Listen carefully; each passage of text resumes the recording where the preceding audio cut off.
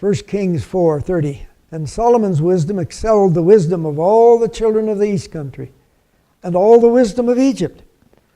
What happened? Kings of the earth came, and they came of all people to hear the wisdom of Solomon, from all the kings of the earth which had heard of his wisdom. Where did Solomon get his wisdom? You remember? He was blessed of God, wasn't he? And so his wisdom from God was greater than Egypt, greater from that of the east country, such that the kings of those nations came to learn from him. This is what God had in mind for Israel, was that the world would come to learn of their ways, their health ways, their spiritual ways. And so Isaiah 2:6, for you have forsaken your people, the house of Jacob, because they are filled with eastern ways. They are soothsayers like the Philistines. They are pleased with the children of foreigners. Pedophiles. What about this wisdom of the East? Some years back, 1998 to be sure, a large church near me, Adventist church, the women held on a Sunday women's ministry special program, presenting and teaching these things that I'm presenting against. And the comment was made, we're using the wisdom of the East. We're presenting the wisdom of the East that's been lost. And I thought to myself, what was that wisdom that we're missing? Welcome. And I couldn't think of any that I thought we ought to be having. So I began to do a little more studying, and a few days later I went for the first seminar to Russia after that particular episode. But I wrote a letter to the ladies doing this, trying to help them understand what they were presenting. I don't think it made any headway. But I said, let's look and see what is the wisdom of the East. The religions of the East, the doctrines and the goals, the origin. Remember this morning, the false story of creation, from a blending of an energy, supposedly a two-sided, that came into oneness. At the time of oneness, then it created the universe and man. And then man wound up being with dualism. He had the good and the bad, and his pursuit is to bring that duality into oneness. And the goal then, of course, to join the spirit world of nirvana. That's the basic goal of Hinduism, Buddhism, all of those Eastern religions. In simple terms, comes down to that. And the methods by which they hope to attain that become those things they have transported this country that's being used for everything imaginable in the field of psychology and so forth. The origins explained by astrology. The creative principle, that one, that self. Remember, we talked so much about that name, of those many names that go to this imaginary force, the cosmic force. The ultimate unified energy field. The consciousness is another word used to name that. The manifest universe can be seen as the play of two great antagonistic forces which continually create, sustain, and destroy all that exists in the universe. All right, we looked this morning at this chart that talks about the 7 speeds of this imaginary energy. The bottom speed, which created the cosmos, earth, and man, is the energy traveling at the speed of light. The imaginary higher speeds then are involved in creating those false bodies that are supposedly around us, and those that affect especially our mind. And as we get into some of these, we're looking at their supposed effect. And there's that false body with those 3-4 bodies around the personal physical body. And as we mentioned, reincarnation is getting rid of the physical bodies. The others stay and waiting for a new body to come occupy them. The intelligence, that particular power, that cosmic movement, the intelligence that operates the cosmos, governs migration, the seasons, orbits the planets, also operates the level of human physiology. The sole function of Ayurveda, this system of Indian healing, is to promote the flow of this supposed energy through the body. Supposedly it gets stagnant, it gets blocked. And so all of the different mechanisms by which to unblock it, to move that energy. But the whole goal is to move it through efficiently, which eventually brings them up into oneness, joining that cosmic power out of reincarnation and into nirvana, spirit heaven. This is the whole goal. So whether it's meditation or the yoga, that's its goal.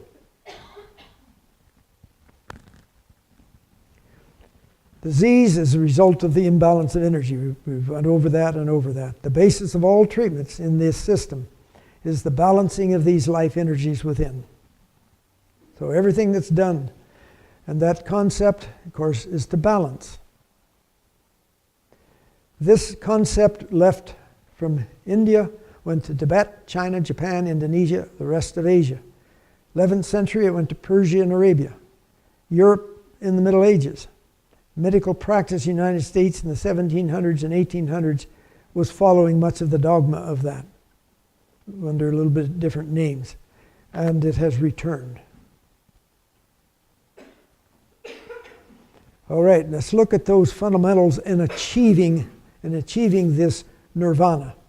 Meditation, mental Eastern meditation, blanking out the mind, putting the mind at total rest is the fundamental beginning for it. All of the rest in the practices depend, they tell us, upon that. That's fundamental. Putting the mind at rest, the peace, the quiet, the silence it's called. And then yoga is a posture practice, and then there's certain exercises. The practices of yoga came about as people would be, in ancient gurus would be in certain positions, then as a god, the spirit god would show up, put them in a different position, and that position would be named for the god. And so they had many positions of that. And when you go and attain those positions in your practices, the people that are involved in this tell us you are calling upon that God to possess you. It's not an innocuous thing. And even if you don't want it to and you practice those, they tell us it has an influence. You can't separate it. I have a paper here from a lady that was in 40 years into that. She actually led a nunnery in this part. And she says you can't separate. You will pay the price in physical disorders and discomforts that are not recognized where they come from when you do these things. And because so people say, well, you know, I'm doing this and nothing's ever happened to me. Well, it may not for a while, but she says inevitably you're going to pay a price. And if anybody wants a copy of one of those papers, I have some here, but it's a powerful paper that helps us realize that it's not an innocuous practice. You're giving your will to the wrong power. That's what it really amounts to. Then there's visualization, where you imagine or do imaginary that you can actually create. They feel if enough people get together on one thing, they can change the weather, they can change the world. And that's what they're trying to do. Get enough people believing in this that they can all then work on that, and they'll change the world to a higher level where they start moving into this godhood situation. Strange thinking. Certain type of diet and herbs, and I don't bother too much here. Now, not against herbs in general, but they're used in certain ways sometimes in this business. And it's the foundation principle out of which the essential oils and aromatherapy comes. Massage with essential oils. Now, Swedish massage, fine. So it's what we used in our sanitariums for a long time. In our physical therapy in our medical school, we used to teach it. But it has been hijacked. And other things are brought in with it, and it's pretty hard to find anybody that does that, that doesn't bring in some of the occultic practices of placing the hands or Reiki type therapy or so forth. So you have to be very certain about it. I had a young lady this morning that is a physical therapist that spoke to me. Oh, is she here with us? No. Anyway, oh, okay, yeah. And you took your training, you didn't have that involved, did you, as far as having to learn those additional, like the, where they move the hands over the body and the Reiki and so forth. Yeah. So there are places that it can happen. I think a place like Itchy Pines teaches massage and so forth that are free of those things. But most of the schools today that teach massage, they will be bringing in a lot of occultic practices. It's pretty hard to get away from it. And then there is a business of cleansing the aromas. Let's go ahead here a little bit. We went too much time. Here are the essentials of meditation. Around the world, these are the practices that are involved. Dr. Herbert Benson of Harvard University studied the world religions, and he found these 4 things as the basics in moving into trance or certain types of thing. He called it a relaxation response. It was nothing but hypnotism, but he gave it a different name and said then the medical profession accepted it. 4 things. Don't have to have all 4. Any one of them or any combination are involved in bringing into the silence of the brain or into the meditation state, and can bring actually even into a trance state, even by the breathing. Muscle relaxation, to start with the fingers and the arms and the toes, the whole body, to just concentrate upon the relaxation. Nothing wrong with getting relaxed, but when such concentration, and then that's followed by concentration on how you breathe. Why is this breath business such an interesting thing? I listened this past week for about 20 hours of presentation about aromatherapy and looking for things to present from it.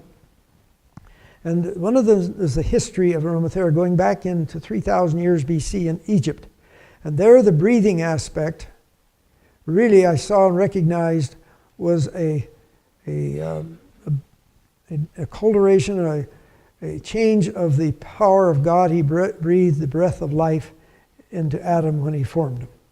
And from that I can see, as I look down through the history, how they dealt with the breath was really an adulteration of that act that God did. And in the pagan religions, as counterfeit religions, this breathing aspect carried on down through time to our time, and such an emphasis upon breathing. You can go into a full trance from that alone. Because there's nothing wrong with breathing. Most of us don't mind doing it. And you can get all the breathing you want. You just climb a real steep hill real fast and it'll take care of itself. But this is a mental concentration upon it, because what they're trying to do is put the brain to quit thinking. And so by putting in a relaxed phase, quiet, and you get a certain posture possibly, and then concentrating on your breath, you're not concentrating on anything else. Your thinking stops. And so this is how it comes in. So a use, and then you repeat some phrase over and over. Maybe a Bible phrase if you be led astray. Yeah. It doesn't have to be any particular, anything is repeated over and over. And then the asana is a posture, and we mentioned about how that has to do with the gods, of the Hindu gods. Styles of meditation, types, the silence, the non-thinking. Well, transcendental meditation. Do you know how that came into the United States? Became so popular? It's from the Beatles. Remember the musical group that became so famous? They're the ones that really brought it to the U.S. on that. Mindfulness. Have you heard of that? This is literally covering the world right now, down into the pre-kindergarten phase. The government's paying for millions to put it into their, what is it? It's nothing but Eastern meditation with a different name, and it's done by the Buddhist. It's part of Buddhism. Buddhism has 4 steps into their hierarchy, and this is step number 4, mindfulness meditation. And a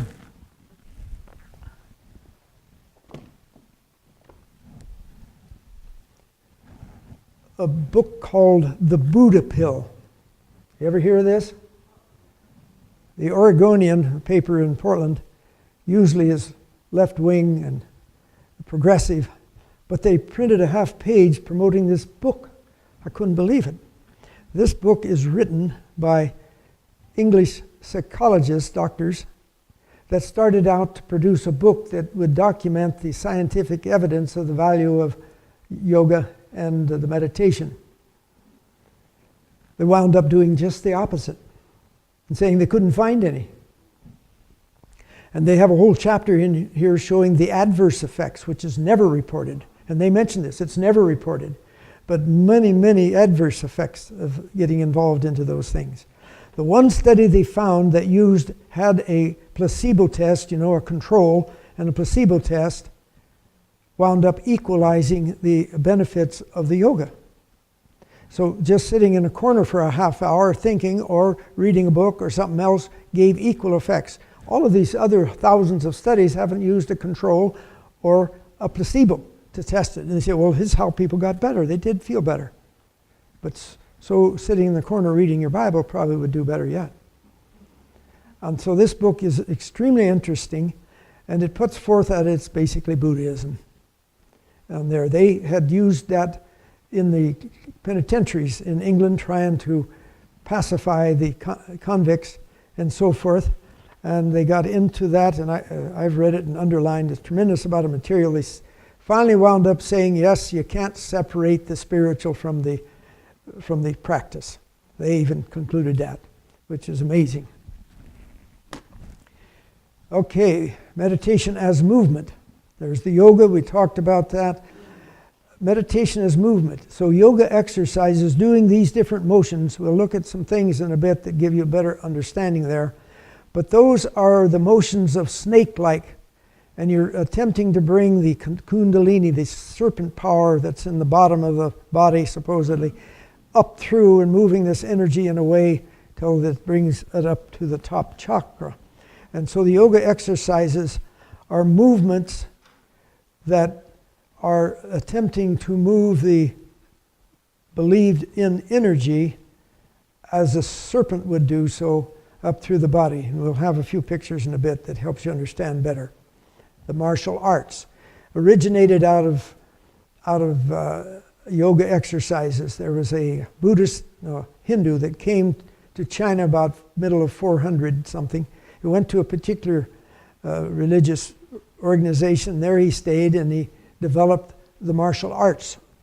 And martial arts are a component of this whole thing on there. And I have here a little booklet by Eric Wilson, who is the person that really presents martial arts. I don't get into them too much.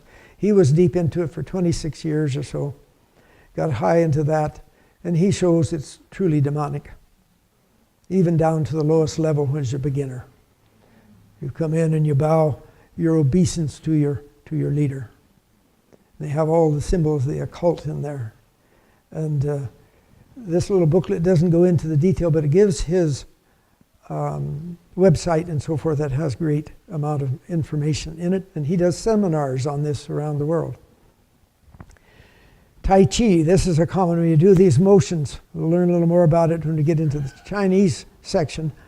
But it also is promoting that power, that spirit, that balancing of the powers. Now, any of those leaving, if you're leaving for good, you're welcome to pick up a book before you go. Relaxation response, we spoke of that, and that was the American doctor that actually he was bringing in truly just the Eastern ways, but gave it a different name. Visualization and imagery, where you imagine, you try to create things, you're attempting to be a god and doing creation. But here's the interesting one that we should pay attention to. Variety of prayer, types of prayer are actually meditation forms. Have you heard of the contemplative prayer? The spiritualistic formation promotes the contemplative prayer. It is a form of the Eastern meditation in disguise. Lectio Divina is taking a Bible verse and repeating it over and over and over. Breath prayer. We have a book in the ABC that talks and teaches you to take a walk, and each breath out you say something, Jesus loved me, and when you take a breath in, this I do, or so forth. And you keep repeating that over and over. You'll find it in the ABC, promoting this breath prayer. And this is a form of the Eastern meditation, forming that. Labyrinth walks, where they go around in a maze, and when they get to the center, then they have reached the fullness, so forth, and may have a mystical experience or may not have. But these are practiced some of our churches, the labyrinth walks. We saw this morning. Remember that energy, sun energy on the right nostril, moon energy on the left, goes down to the bottom, and then working its way up on there. And that's done through the meditation. Remember we showed this, how it supposedly works in an undulating manner. And then there is this aura. And in the book that I'm sure the devil dictated, that I spoke about earlier, he speaks of this aura as being the wedding garment. Remember, we're having a counterfeit plan of salvation presented to us that comes out of God's plan. And we had dealt with the atonement earlier today, how the false atonement, their one-ment, when they can get that power back, that dualism back into oneness, they have attained godhood. But here, book says this is the wedding garment, wearing the wedding garment, to have this so-called aura that is not present, not there, but taught that it is. The Newsweek came out with a whole magazine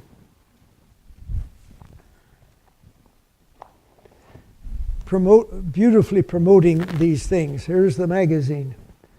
The Secret to Peace and Happiness, The Miracle of Crystals, Essential Oils, Holistic Foods, Angel Numbers, Tarot Cards, Psychic Awakening, Meditative Pilgrimage. Can you harness the power of healing energy? Your dreams, what they mean, and how to control them. A really beautifully written but deceptive magazine, if you ever saw one. This is being promoted everywhere. And we had this already. Let's go. Now remember we showed this morning, that as you do this meditation, as you do the visualization, cleanse the chakras with various cleansing therapies, then you move this energy up to where it joins with the universal energy of the cosmos, and you become divine. What is about the yoga exercises? The purpose is to promote the flow of and release blocked, congested universal energy. To stimulate activity of chakras. To raise the kundalini, that's serpent power. Supposedly we all have in the base pelvis this serpent power laying latent. And the exercises are to awaken it. To create spiritual awareness. And they are doing the yoga exercise to the sun. This is done all around the world. Many of these positions are snake-like, supposedly, because it's serpent energy they're moving. Serpent power, the kundalini. Cobra pose. And the snakes meet at the top. Brings those serpents up and they meet at the top of the head. And here's cobra heads. This is brought out of Hinduism paintings. It's illustrating that which we have been speaking on. Your divine self. The goal of meditation and yoga, and this comes from the Yoga Journal, May-June 1993. The means by which the human soul may be completely united with the Supreme Spirit pervading the universe, and thus attain liberation or immortality.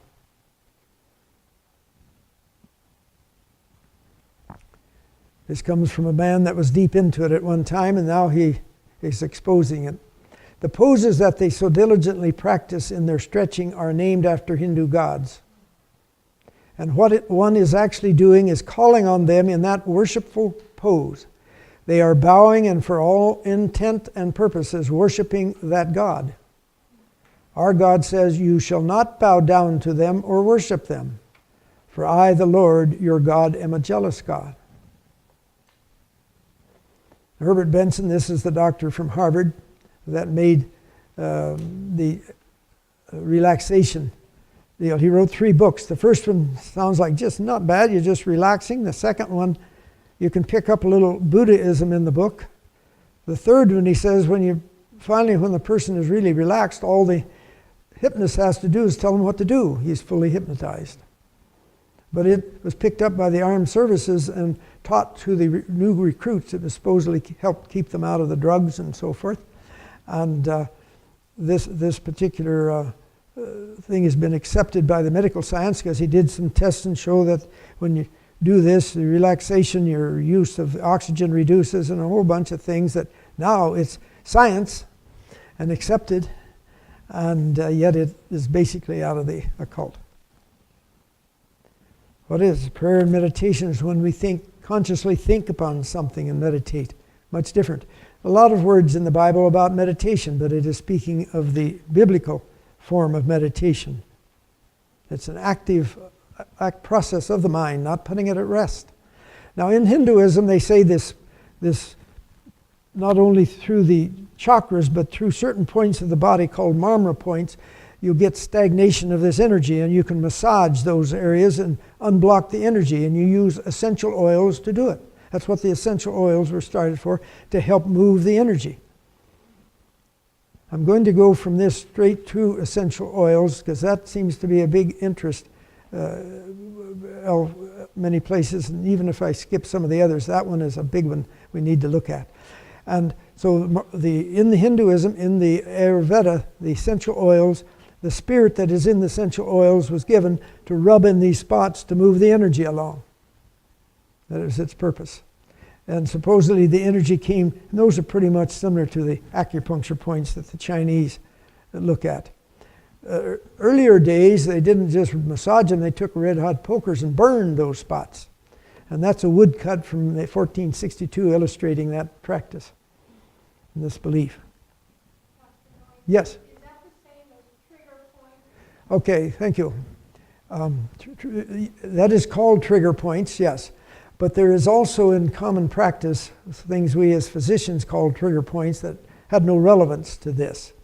That's where a muscle gets into a firm little contraction, some fibers, and they're just extremely tender, and you can feel a little knot over the muscle. I dealt with hundreds of times this type of thing, and you inject them with a local anesthetic, or you massage them hard, or you ultrasound treatment, and the muscle fibers relax and the pain goes away. But it can be excruciating, keep you from working, and all sorts of things, especially when it's in the left chest muscle. You think the person's having a heart attack. I've had a number of those.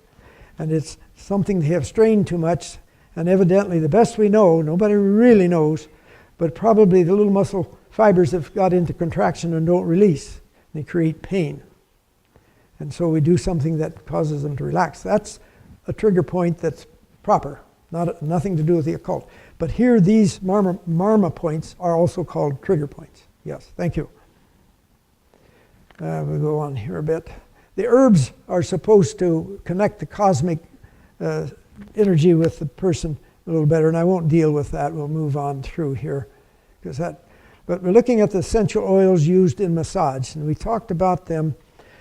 Oils are things that are compressed or brought out of a plant either by distillation or by pressure, and they have a lot of biochemical properties in them, and some of them have an aroma that are spread out, and you can smell them and smell good or bad, whatever. And these have been moved in through Hinduism. Actually goes back into 3000 BC into Egypt. Actually, Hinduism came out of Egypt. That's the origin of it. Why is the sacred cow in India? Well, remember they used to worship the cows, the calves in Egypt, ancient Egypt.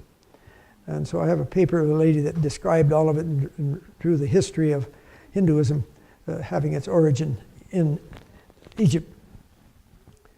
And the aromatherapy. We have a program just on that, and I will get to that shortly here. Now I want to deal a little bit with the cleansing idea that is done in Hinduism. They say we have impurities in our body called ama, toxins, and that it's actually the same as sin. And instead of accepting the shed blood of Christ to cover our sins, in this you have things by which you attempt to wash them out. And we'll look at some of those. The nasal area, to create vomiting, give laxatives, enemas, and bloodletting were the methods by supposedly letting these toxics out of the body. Spirit Prophet tells us to go on a fast, drink a lot of water is the best way to do that. But here's the practices. In the nasal, to put a tube in there and inject substances that create a lot of mucus, and supposedly this is cleaning out the chakra up behind the eyeballs and the head. They do this, I don't know, various times, weekly, monthly, whatever. Then they take things to cause vomiting, supposedly to clearing up the chakras in the abdominal area that have these toxicities, and laxatives to create bowel movements, and the medicated enemas. They have over 105 different medicated enemas, supposedly to clear out the toxics of the chakras lower down. Here we have these type of enemas. A machine to watch the material come out of the bowel. This is popular. The urine therapy. Ever hear of this? When the Soviet Union opened up, 1989 was it? And our people began to go back to see their members over there.